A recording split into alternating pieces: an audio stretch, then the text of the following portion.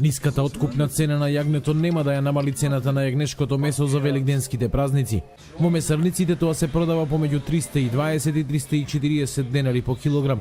Одгледувачите на јагниња велат дека во овој бизнис најголеми губитници се тие, а најголемиот чар од нивната мака го имаат трговците, кои го купуваат јагнето по речиси тројно пониска цена од онаа во месарниците. Иако јагнето беше откупено по 130 денари, дојде до некоја 140 денари едва и на крајот.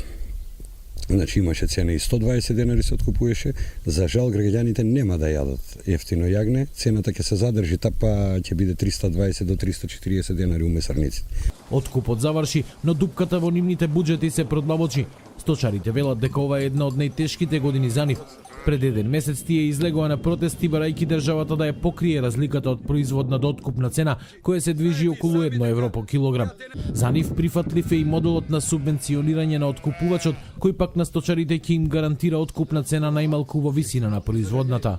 Нас не ни интересира кој ние да имаме таа цена на јагнето, дали ќе ги субвенционираат кланичарите, дали ќе не субвенционираат нас.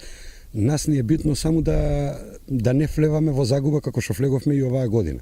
По завршувањето на изборите, сточарите ќе седнат на маса со представниците на Министерството за земјоделие за да се договори моделот за идните откупни сезони.